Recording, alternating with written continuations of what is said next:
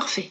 Donc, l'ordre du jour de cette présentation, c'est donc le calcul des besoins d'achat dans Sage Cloud. En une petite minute, je vais vous parler d'Apsys Cyborg et également de l'offre Sage Cloud. Et ensuite, je laisserai la parole à Yann qui rentrera dans le vif du sujet et surtout dans l'illustration produit pour vous présenter l'ensemble des fonctionnalités de cette offre. Passons tout de suite donc aux quelques chiffres qui illustrent Apsys Cyborg. Aujourd'hui, Apsys Cyborg, c'est une société qui compte un peu plus d'une trentaine d'années d'expertise. Vous êtes 3300 clients à nous faire confiance, certains depuis de nombreuses années. La société Apsys Cyborg, c'est un chiffre d'affaires de un peu plus de 60 millions d'euros et ce sont 500 collaborateurs qui sont répartis dans 16 agences, plus précisément 14 agences en France et 2 à l'extérieur de la France. Donc voilà pour ces quelques chiffres. Apsys Cyborg, nous travaillons avec l'ensemble des offres de Sage et vous proposons aujourd'hui donc un focus bien entendu sur l'offre Sage 100. Nous vous proposons juste après une vision d'ensemble de cette solution, puisque vous savez que c'est une solution qui est une solution modulaire et qui permet donc de couvrir un grand nombre de besoins de l'entreprise. Donc, effectivement, autour de cette Sage Cloud, on va pouvoir traiter et gérer l'ensemble des aspects de comptabilité, immobilisation, trésorerie, recouvrement, de vente des achats de stock, on va en parler.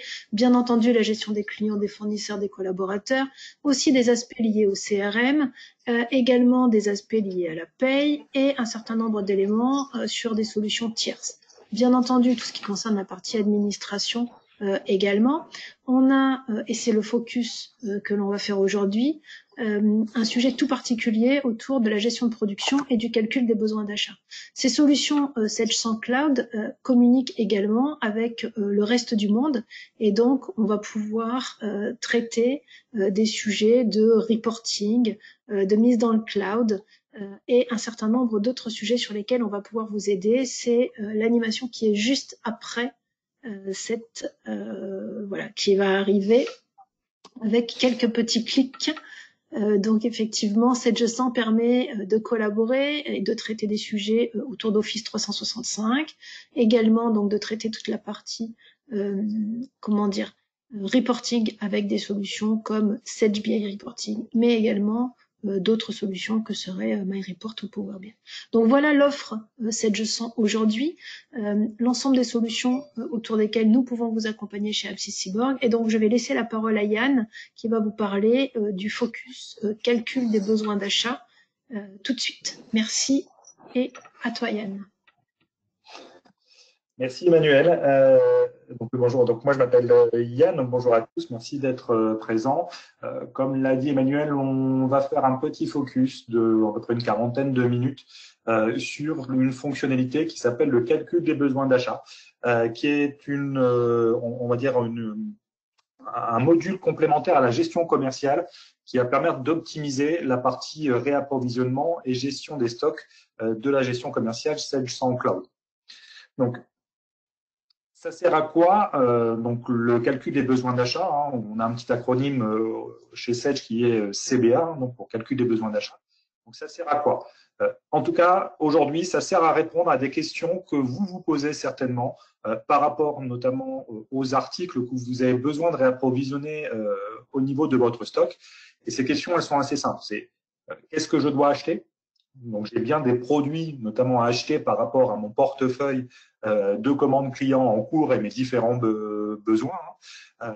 Si je dois acheter quelque chose, ben, je vais peut-être pas l'acheter dans une quantité astronomique. Hein, donc, quelles sont les quantités dont j'ai réellement besoin pour faire mon réapprovisionnement? Et puis, dernière question, c'est est-ce que je vais tout commander maintenant ou est-ce que j'ai plutôt être dans un flux tendu au niveau de mes commandes et commander uniquement quand j'ai besoin? Donc, la dernière réponse aux questions qu'apporte le CBA, c'est si je dois commander quelque chose avec une quantité, c'est pour quelle date, à quelle date je dois commander tout ça.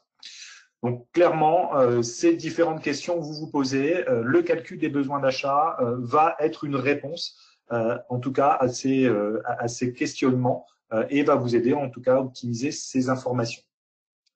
Ce qu'on aime bien dire en tout cas sur le calcul des besoins d'achat, c'est que l'objectif c'est commander au bon moment pour livrer dans les temps et sans rupture de stock, hein, et donc du coup satisfaire les clients.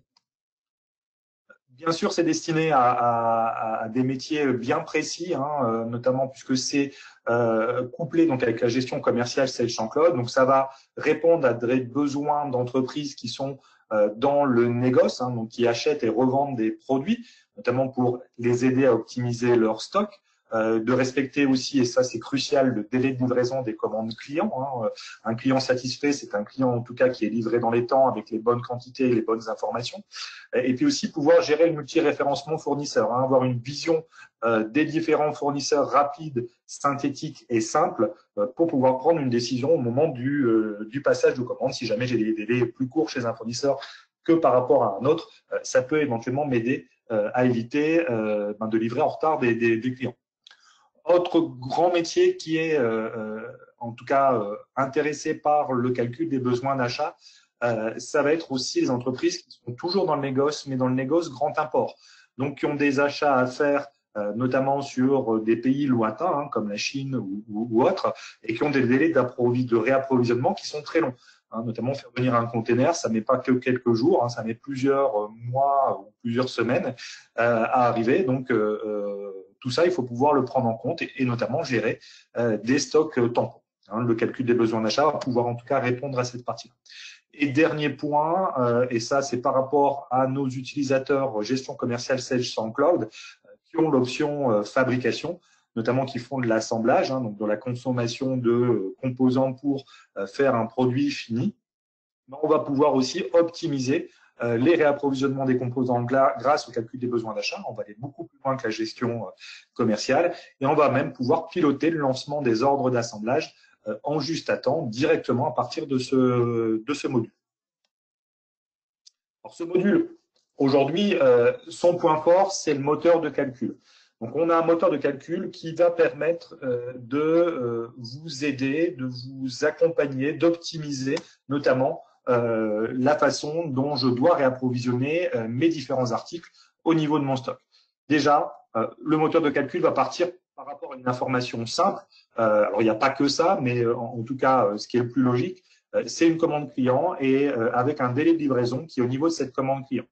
Par exemple, j'ai une commande client qui est dans mon système, je dois la livrer le 10 du mois. Est-ce que j'ai ce qu'il faut au niveau de mes stocks pour pouvoir livrer et sinon, qu'est-ce que je dois faire? Donc, le moteur de calcul va aider à faire ça, notamment si je fais de l'assemblage. Donc, je prends des composants pour les assembler et faire un produit fini. J'ai déjà regardé si au niveau de mon stock, j'ai le produit fini ou s'il est en cours d'assemblage. Mais pour ça, pour savoir quand est-ce que je dois l'avoir dans mon stock, je dois retrancher le délai de livraison de mon client. Hein, disons qu'il y a un jour de livraison pour livrer mon client. Si je dois le livrer le 10, il faut que le 9, le stock soit à disposition. Si ce n'est pas le cas, si je fais par exemple toujours de l'assemblage, je vais regarder si j'ai des propositions, enfin je vais avoir grâce plutôt au calcul des besoins d'achat des propositions d'assemblage qui vont avoir une date de lancement et ces dates de lancement vont être calculées grâce encore au délai d'assemblage. Donc, on va retirer le délai de livraison et le délai d'assemblage au besoin. Donc, s'il y a encore un jour, par exemple, pour pouvoir assembler, il faut que le 8, j'ai lancé mes propositions d'assemblage. Hein, il faut qu'elles soient en cours d'assemblage à partir du 8 du mois. Et ainsi de suite. C'est-à-dire que si j'assemble, j'ai besoin de composants. Est-ce que j'ai le stock de ces composants ou est-ce que j'ai de l'encours fournisseur? Et puis, si j'en ai pas, je vais devoir faire des commandes. Donc, j'ai des propositions d'achat qui vont m'être proposées par le calcul des besoins d'achat. On va encore retrancher les informations avec le délai de livraison fournisseur. Et s'il y a encore un jour, il faut que j'ai le stock, par exemple, le 7, et donc les propositions d'achat, il faut qu'elles soient en adéquation avec une date de livraison qui puisse faire que j'ai le stock le 7 chez moi pour pouvoir livrer le 10 mon client. Hein. Puis on aura pas mal, on le verra tout à l'heure, d'informations qui me permettent d'optimiser les calculs de date hein, avec des jours de commande, des jours de livraison, des jours de fermeture ou éventuellement des gestions de stock mini ou maxi. Si je suis dans un flux négoce, on est d'accord, hein, au niveau d'un flux négoce, on va aller beaucoup plus vite hein, en termes de calcul puisque j'ai un délai de commande client. Est-ce que j'ai le stock ou pas? Si je n'ai pas le stock, il faut que je commande. Point. Le principe de fonctionnement. On est basé sur la gestion commerciale Sales Cloud. Sur cette gestion commerciale, on va aller, en tout cas, lire les données de la gestion commerciale. Donc, les articles, les dépôts, les tiers, les tarifs, les stocks et pas mal d'autres informations qui sont nécessaires au calcul et au moteur de calcul du calcul des besoins. Dans ma gestion commerciale, je fais un peu ce que tout le monde fait au niveau d'une gestion commerciale. J'ai mon flux de vente, c'est-à-dire que j'ai des commandes de vente. Si j'ai du stock, je sais les livrer. Et si je sais les livrer, je vais pouvoir facturer mes clients. Ce qui est embêtant, c'est toujours cette partie stock. Est-ce qu'on a ou pas le stock? Est-ce qu'on gère bien ces informations de stock ou ces réapprovisionnements pour être sûr que le stock soit à disposition? C'est là où le calcul des besoins d'achat va intervenir. C'est-à-dire qu'on va venir injecter au niveau du moteur de calcul toutes les informations que j'ai au niveau de ma gestion commerciale, donc mes données, mes informations de paramétrage, articles, fournisseurs, tarifs et autres, mes informations de besoin au niveau de mes commandes de vente, mais ça peut être aussi les stocks mini, et tout ça va être injecté dans le calcul des besoins. Le calcul des besoins, lui, va me générer des propositions d'achat. Donc, les propositions d'achat, ça va être, on va le voir tout à l'heure, une liste des différents articles que je dois commander au niveau de mes différents fournisseurs. Un peu comme une liste de courses que je vais pouvoir notamment amender, valider. Et une fois que j'ai validé, je vais créer automatiquement dans ma gestion commerciale des commandes d'achat. Je n'ai pas de ressaisie, je gagne du temps, je ne fais pas d'erreur au niveau en tout cas de ma gestion commerciale puisque les informations sont directement injectées dans la gestion commerciale. Une fois que j'ai les commandes d'achat, je continue mon cycle, c'est-à-dire que j'ai passé mes commandes, je réceptionne mes commandes auprès de mes différents fournisseurs, j'ai du stock, je peux livrer, je peux facturer.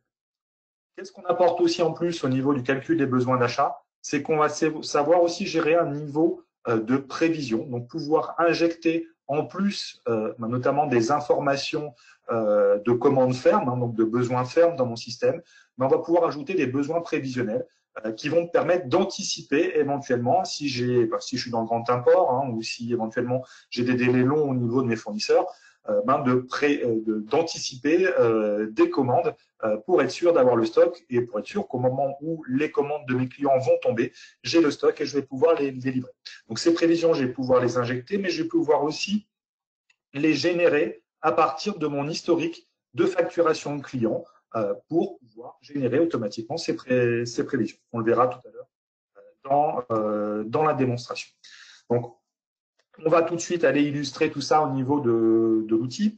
Alors, avant de rentrer dans le calcul des besoins d'achat, moi, j'aime bien un peu raconter une histoire avant d'aller dedans pour avoir un peu d'informations. Je me mets dans la gestion commerciale, je me mets surtout au niveau d'une commande que j'ai saisie ici au niveau de ma gestion commerciale. Et dans cette commande, alors c'est juste pour illustrer, je ne vais pas rentrer dans le détail. Vous voyez qu'ici, dans cette commande, j'ai plusieurs articles. Alors, ce sont les mêmes articles, mais sur lesquels j'ai des délais de livraison qui sont différents. Donc, le calcul des besoins d'achat vient bien prendre les informations à date des différents délais de livraison et donc des différents besoins à date de mes différents articles pour pouvoir faire ces propositions. C'est-à-dire que je vais surtout éviter de faire une chose, c'est de commander tout de suite alors que j'en ai pas besoin et donc de faire du surstockage et de survaloriser mon stock. Alors donc, on a bien ici des informations dans la gestion commerciale qui sont reprises au niveau donc du calcul des besoins d'achat. Donc ici je suis dans mon outil calcul des besoins d'achat, dans lequel je vais retrouver une navigation qui est assez similaire à la gestion commerciale, c'est le champ cloud. Je vais retrouver aussi ici un système d'onglets un peu comme dans Office qui vont me permettre d'aller dans les différentes fonctions de l'outil. Et je vais retrouver toutes les informations que j'ai dans ma gestion commerciale. C'est-à-dire que si je prends ma liste articles ici, j'ai bien mes articles de ma gestion commerciale avec mon article ici CBA et cet article, je n'ai pas besoin de le saisir, il a été repris et relu au niveau de la gestion commerciale. J'ai bien toutes mes informations de mon article. J'ai même mes informations ici des différents fournisseurs avec lesquels je travaille et mes informations de stock actuel avec mes stocks mini, mes stocks maxi. Tout ça, je n'ai pas eu besoin en tout cas de le gérer ici au niveau de mon calcul des besoins d'achat puisque tout vient de la gestion commerciale et c'est la gestion commerciale qui pilote ces informations. On a aussi des informations sur les clients, sur les fournisseurs au niveau de ce calcul des besoins d'achat. De la même façon que les articles, tout ça est remonté à partir des informations de la gestion commerciale, sauf qu'on va aller un peu plus loin au niveau de la fiche fournisseur. Pourquoi? Parce que l'objectif de ce calcul des besoins d'achat, c'est d'optimiser les réapprovisionnements. Et au niveau de la gestion commerciale, il nous manque quelques informations et ces informations se retrouvent ici au niveau du fichier fournisseur du calcul des besoins d'achat. Donc, si je prends un fournisseur ici, par exemple, mon fournisseur bio, bien sûr qu'ici, la fiche signalétique, donc la fiche d'identité de mon fournisseur, toutes ces informations-là viennent bien de la gestion commerciale. Mais j'ai deux onglets supplémentaires, ici réapprovisionnement et calendrier, qui sont des onglets dédiés au calcul des besoins d'achat et qui vont me permettre d'optimiser le calcul des besoins d'achat. Premier onglet, l'onglet réapprovisionnement, lui, il est intéressant parce qu'il va me permettre notamment d'avoir plusieurs informations. Déjà ici, j'ai des indicateurs, notamment des poids minimum, des quantités minimum, des montants minimum au niveau des commandes que je dois faire auprès de ce fournisseur bio. Et notamment, ça peut être intéressant ici de me dire, moi, j'ai un montant minimum chez le fournisseur bio qui est de 1 500 € par commande. Pourquoi? Parce que ces 1 500 € peuvent éventuellement représenter le franco de port ou présenter un palier que je dois dépasser pour avoir une remise complémentaire et donc du coup acheter à un meilleur prix mes articles. Donc tout ça va pouvoir mettre en évidence au niveau de mes propositions, mes validations plutôt de propositions d'achat quand je vais devoir passer mes commandes, en évidence cette information pour que je puisse m'assurer que j'ai dépassé ces minimums éventuellement pour essayer de, en tout cas, mieux acheter. Autre information que l'on gère, c'est les jours de commande, jours d'ouverture ou jours de livraison du fournisseur. Jour de commande et jour d'ouverture, la fonctionnalité est la même. Ça va permettre notamment d'optimiser la date à laquelle je dois passer ma commande chez mon fournisseur. Parce qu'il y a un moment, si je dois commander quelque chose, je dois le commander à une certaine date chez mon fournisseur parce que lui, il a certainement des délais de livraison, 2 jours, voire plus. Et si je passe pas ma commande à un certain moment, ces délais de livraison courent toujours derrière, ils sont fixes. Et je peux mettre en tout cas en retard mes livraisons clients et par effet boule de neige derrière mes livraisons, mettre en retard mes livraisons consommateurs et par l'effet boule de neige mettre en retard mes livraisons clients. Donc le jour de commande, par exemple ici, vous voyez que j'ai que lundi, mardi, mercredi. Pourquoi? Parce que ce fournisseur bio, ici, il travaille avec une ADV et cette ADV ne travaille que 3 jours dans la semaine, lundi, mardi et mercredi. C'est-à-dire que le jeudi, vendredi, elle ne prend pas les commandes. Donc, il vaut mieux peut-être que je passe mes commandes sur le lundi, mardi ou mercredi. Donc, ça, l'outil, le calcul des besoins va le prendre en compte pour vous proposer la bonne date de commande. Autre point qui est intéressant, c'est le jour de livraison. Pour optimiser pas le calcul de la date à laquelle je dois passer la commande, la date de livraison que je dois demander sur ma ligne article de ma commande fournisseur. Idem ici, j'ai que le mercredi coché. Pourquoi? Parce que mon fournisseur bio livre en tournée et la tournée sur laquelle il me livre, c'est mercredi. Donc, si j'ai besoin de quelque chose un mardi, il ne faut pas que je lance la commande le lundi de la semaine où j'en ai besoin, parce que sinon, implicitement, je vais être livré le mercredi. Et donc, du coup, j'ai déjà pris un jour de retard. Pareil, effet de boule de neige, je peux livrer éventuellement de ce fait mes clients en retard. Donc, tout ça va me permettre d'anticiper au mercredi précédent pour être sûr que le mardi qui suit, j'ai mon stock disponible. Donc, ça permet en tout cas d'optimiser le calcul des besoins qu'on verra tout à l'heure. On a aussi une autre information qui est intéressante au niveau du calcul des besoins et du paramétrage des fournisseurs, c'est qu'on va savoir au niveau d'un calendrier fournisseur, donc ici pour mon fournisseur bio, mettre les périodes sur lesquelles le fournisseur est fermé. Donc ici, vous voyez que mon fournisseur est fermé du 1er au 31 août, c'est-à-dire qu'il ne travaille pas le mois d'août. Potentiellement, moi, je travaille toujours. J'ai besoin en tout cas, d'avoir des réapprovisionnements auprès de ce fournisseur. Cette information va permettre au calcul des besoins d'éventuellement anticiper, s'il le peut, les commandes sur le mois de juillet. Et éviter, bien sûr, que là, je n'ai pas, en tout cas, mes commandes qui soient prises en compte par mon fournisseur puisqu'il est fermé donc, de ce fait, assurer le stock et assurer la livraison de mes clients. Donc, le calcul des besoins d'achat, il se trouve ici dans l'onglet. Donc, je vais avoir ici mon moteur de calcul, ici mes différentes propositions que je vais pouvoir analyser. Avant d'aller dans ces informations ici, je vais plutôt parler des prévisions. On sait gérer, notamment au niveau du calcul des besoins d'achat, un niveau supplémentaire qu'on n'a pas au niveau de la gestion commerciale, qui sont les prévisions de vente. Donc, une prévision de vente, j'en ai une ici, notamment pour mes bijoux or. Qu'est-ce qu'une prévision de vente? Je vais rentrer ici dans le détail. Donc, c'est une prévision qui est faite avec un code. Je peux éventuellement le rattacher à un client. Donc, ça peut être intéressant quand je travaille, par exemple, que je suis fournisseur de la grande distribution ou de grands donneurs d'ordre et que j'ai besoin d'avoir une vision ici par client, éventuellement par code affaires. Ces prévisions peuvent être ici mensuelles, mais on a aussi 2 mailles supplémentaires qui sont des mailles beaucoup plus fines où je peux être sur une prévision journalière, donc au jour le jour, ou hebdomadaire, à la semaine. D'accord? Donc, je peux ici éventuellement aussi rattacher ma prévision à un dépôt. Et derrière, je vais avoir le détail de ma prévision. Donc ici, vous voyez, j'ai un ensemble d'articles. Je gère aussi l'aspect gamme 1, gamme 2, donc taille, coloris de la gestion commerciale. Et ici, je vais avoir au mois le mois les différentes quantités que j'estime vendre par rapport à ces différents articles. Et ça va me permettre notamment cette prévision de l'injecter dans le calcul des besoins d'achat et de pouvoir anticiper des besoins qui ne sont pas encore dans mon portefeuille de façon ferme, mais je sais qu'elles vont arriver parce que j'ai ici cette vision prévisionnelle et quand ça va arriver, je suis sûr d'avoir le stock puisque j'aurai déjà réapprovisionné et j'aurai anticipé ces commandes clients. Donc les prévisions, je peux les créer manuellement en rajoutant moi-même les articles.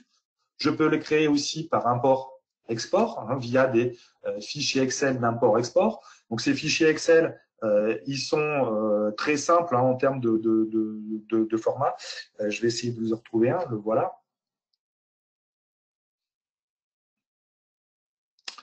Donc ici, j'ai ma prévision. Donc vous voyez, ma prévision, elle est très simple.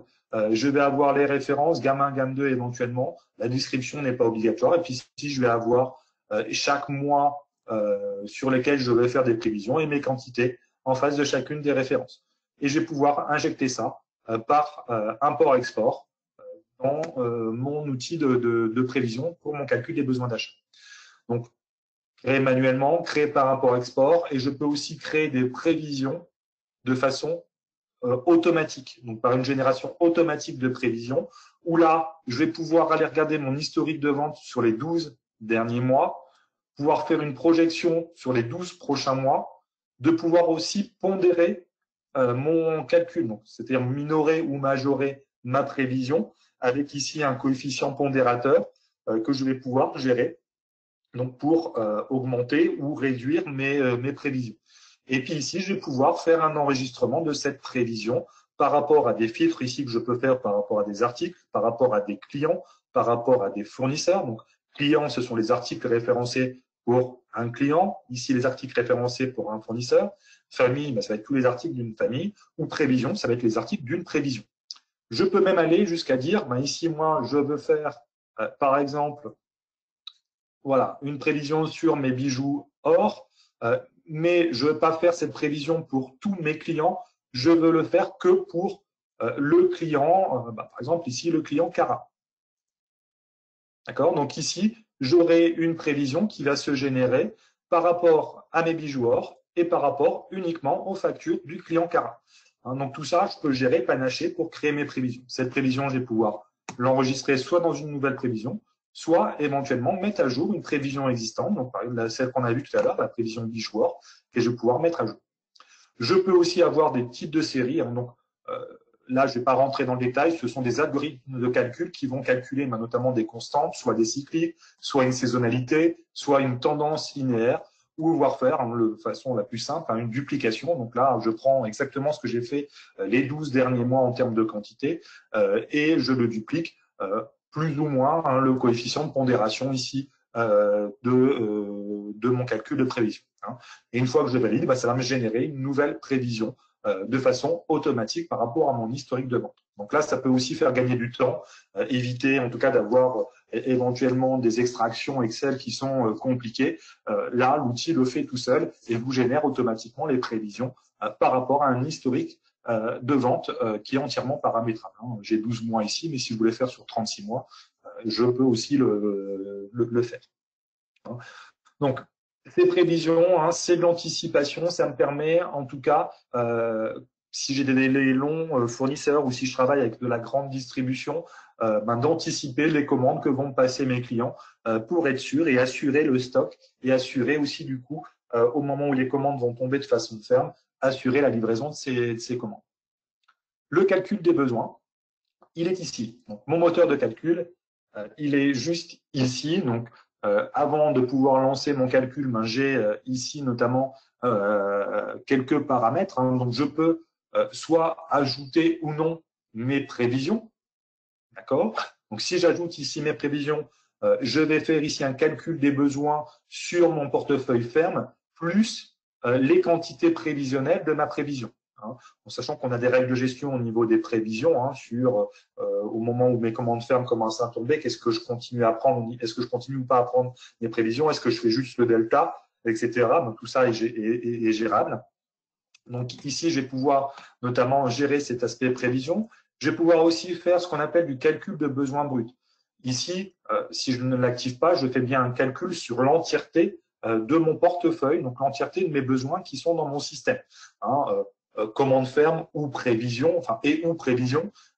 Si j'active le calcul de besoins bruts, là, je vais faire un focus, c'est-à-dire que je vais me focaliser soit sur une commande donnée, donc telle commande, tel numéro de commande, je veux faire uniquement le réapprovisionnement de cette commande-là, ou soit un code à faire, donc un ensemble de commandes qui ont le même code à faire ici, pour me permettre d'avoir une vision focalisée sur un besoin. Exemple, j'ai la commande du siècle par mon plus gros client qui vient de tomber. Je dois le livrer sous quinzaine. Cette commande-là, je ne peux pas me louper.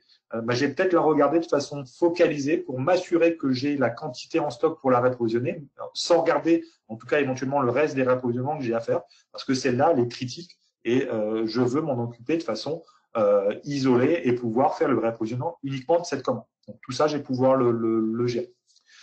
On a aussi d'autres paramètres de calcul, notamment si je gère des nomenclatures, je vais pouvoir éventuellement forcer à ne calculer que le premier niveau de nomenclature, en sachant que l'outil, par défaut, calcule les réapprovisionnements pour tous les niveaux de nomenclature. C'est-à-dire qu'il va les regarder dans les différents sous-ensembles de ma nomenclature, les différents composants de ces sous-ensembles, pour vérifier si j'en ai suffisamment pour pouvoir en tout cas assembler. Et donc, du coup, me faire des propositions de réapprovisionnement, même sur les niveaux de nomenclature supérieurs au premier niveau.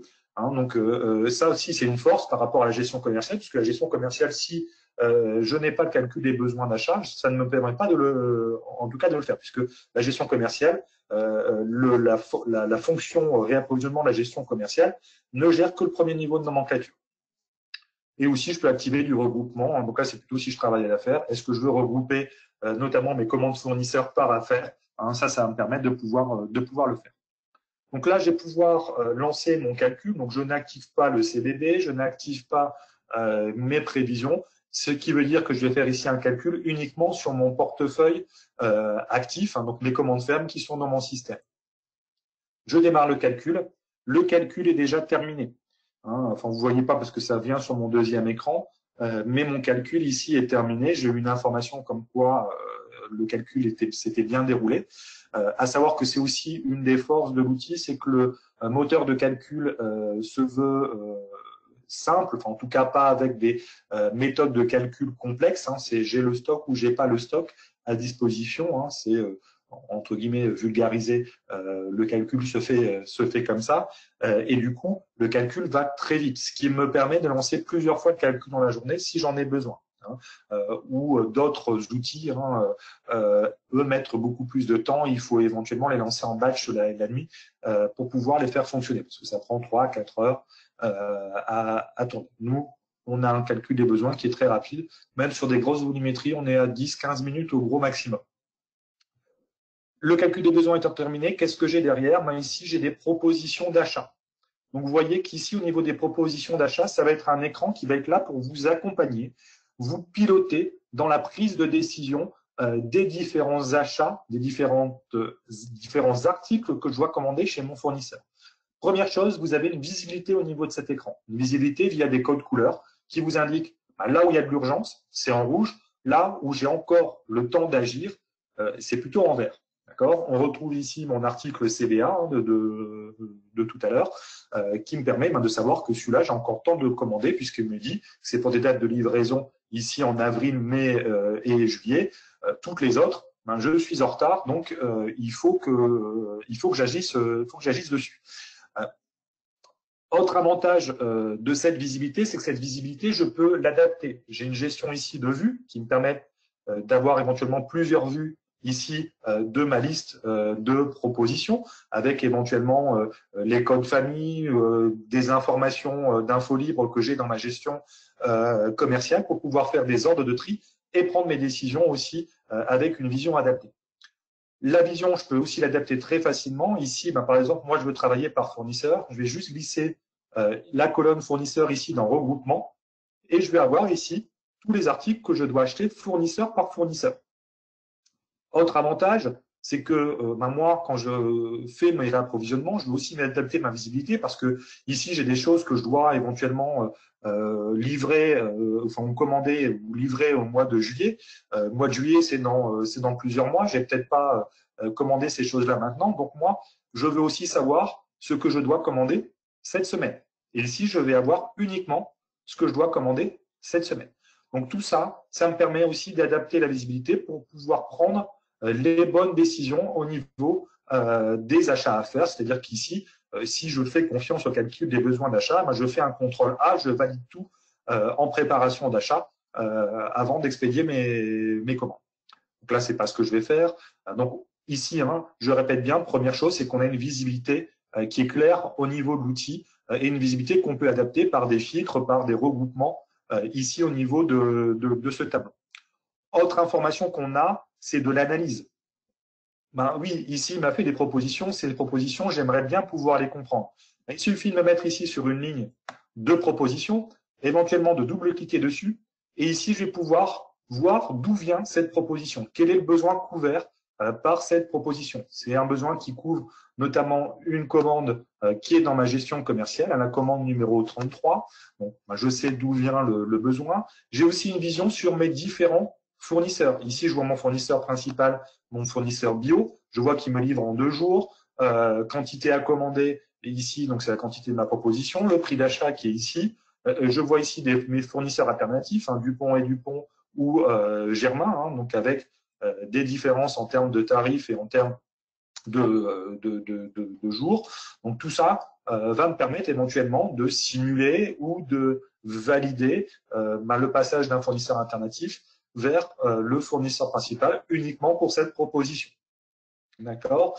Donc, pouvoir analyser, mais je peux aussi analyser un peu plus en détail pourquoi il m'a fait cette proposition. J'aimerais savoir ce qui se passe et pourquoi il m'a fait cette proposition. Je vais pouvoir ici ajouter à l'analyse cet article CBA.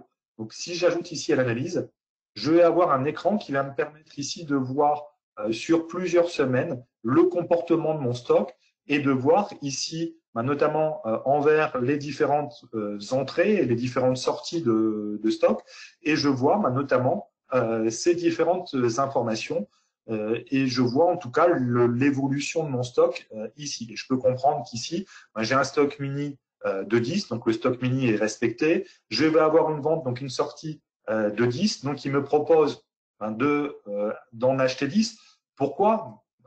On pourrait se dire, j'en ai 10 en stock, c'est suffisant. Non, puisque comme j'ai un stock mini de 10, je dois toujours rester à 10. Donc il me propose de recommander 10 pour m'assurer ici mon stock mini. Idem, je vois ici que j'ai une commande ferme dans mon système, puisqu'elle n'est pas en proposition. Elle est ici et elle couvre largement une sortie qui est un peu plus loin dans le plan. Donc ici, j'ai pas de réapprovisionnement proposé pour ce besoin à cette date-là, etc., etc. J'ai une vision claire de ce qui se passe au niveau de mes articles. Je peux même aller jusqu'à analyser le calendrier fournisseur pour cet article-là et voir notamment oui, c'est bien ici une commande ferme qui est ici. Et ici, je vois aussi sur un calendrier mes différentes propositions, en tout cas de livraison prévisionnelle. Donc, visibilité, analyse de l'information et puis après, prise de décision. C'est-à-dire qu'ici, si je veux valider cette proposition, j'ai la main, donc je peux changer éventuellement les quantités, je peux encore changer les prix d'achat, etc. Et je n'ai plus qu'à valider pour envoyer cette ligne, vous voyez qu'elle a disparu, en préparation d'achat. Donc ici, elle est partie dans un état document en attente pour que je puisse la valider. Donc, tout ça va me permettre, en tout cas, toutes ces informations, de prendre les bonnes décisions, de valider les bonnes quantités, d'éventuellement aussi faire du regroupement. Ici, je vois que j'ai 2 quantités et en plus, je suis en retard. Pourquoi pas les regrouper en une seule proposition. Donc ici, je peux regrouper en une seule proposition, comme je peux aussi découper une proposition et la mettre éventuellement soit sur le même fournisseur, ou soit sur des fournisseurs différents avec des dates de livraison différentes. Donc tout ça va me permettre, en tout cas, de travailler la proposition et une fois que je suis d'accord avec le travail que j'ai fait sur ces propositions, les valider pour avoir en tout cas mes préparations d'achat et pouvoir les valider en commande.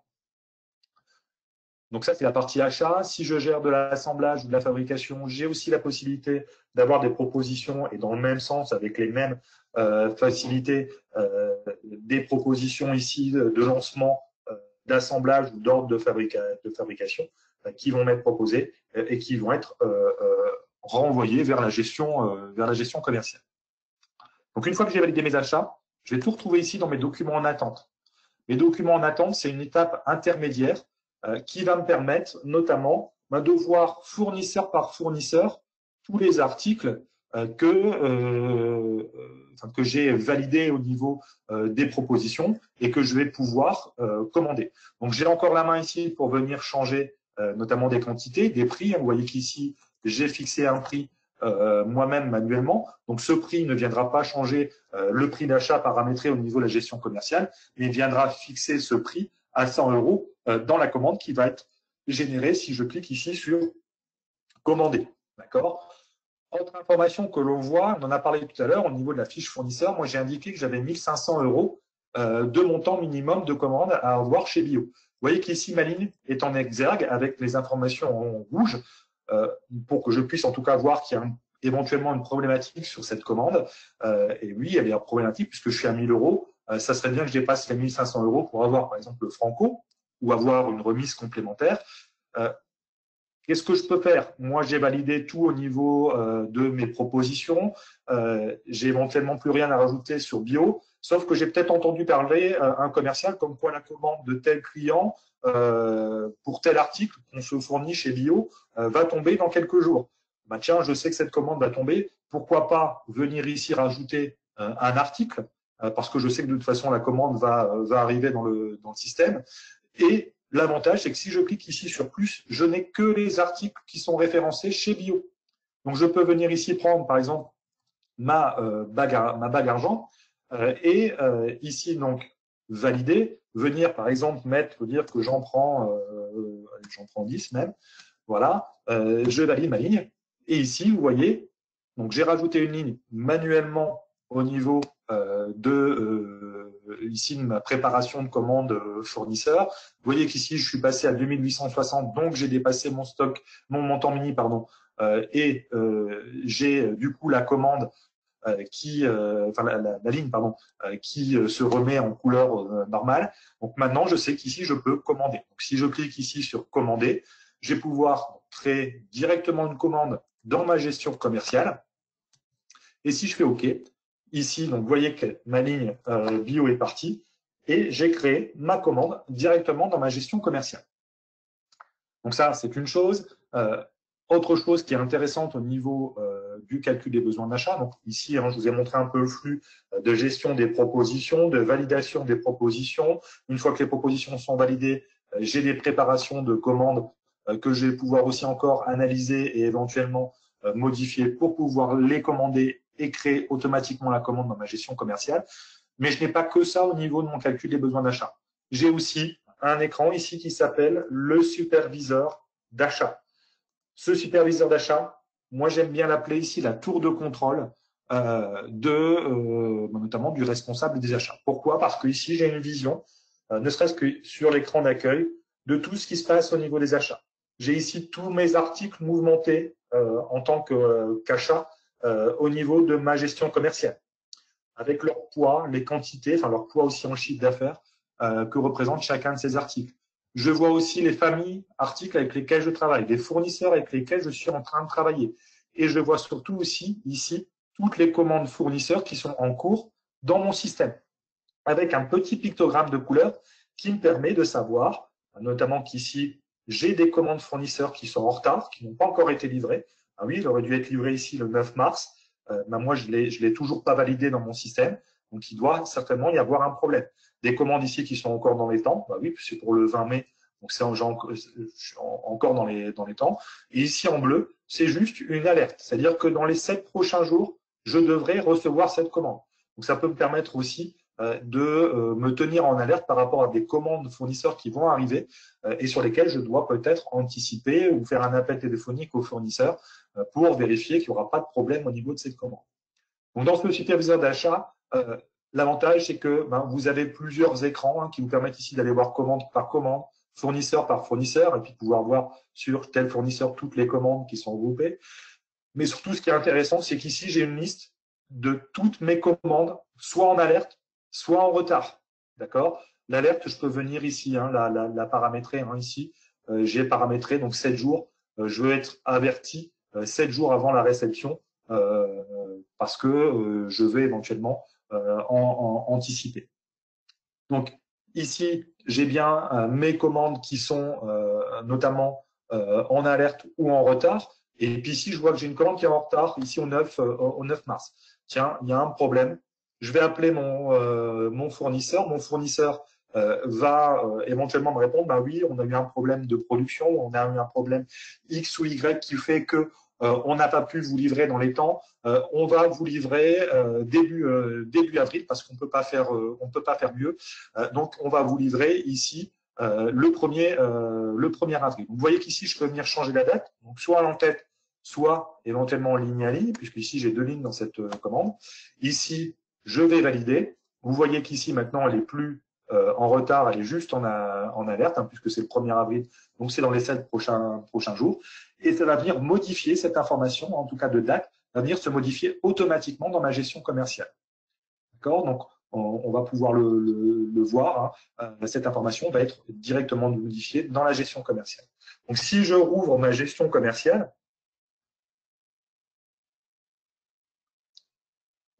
le temps qu'elle se rouvre sur mon écran,